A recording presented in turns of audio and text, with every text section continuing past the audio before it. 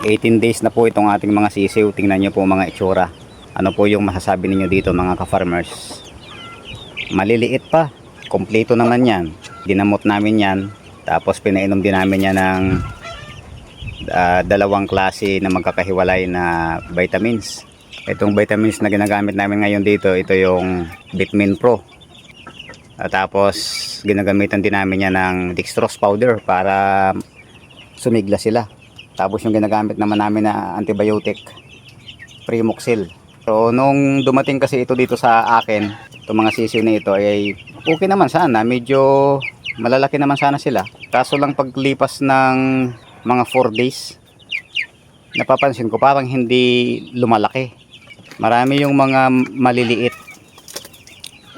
Tapos ginawa na lang po namin ng paraan para makarecover. Mabuti na lang at naka-recover din. Kaya yung iba medyo malalaki na din. Pero marami din yung nawala. Marami yung mga namatay. Tapos marami pa rin yung mga maliliit ngayon. Sana nga makarecover kasi 18 days na po sila kahapon. 18 days.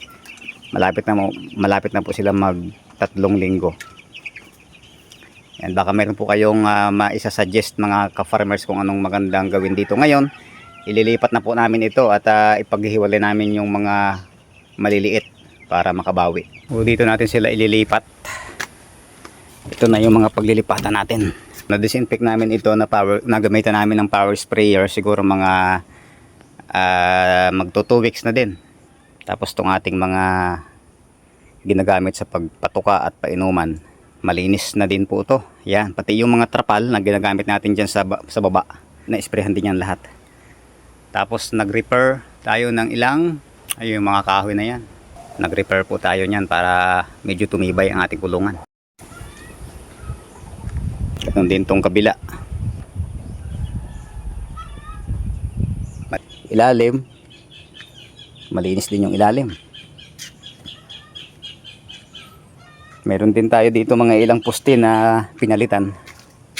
Tulad yan, kahapon. Ito ngayon dahil mahangin, talagyan muna natin ang mga trapal itong ilalim, itong side na to.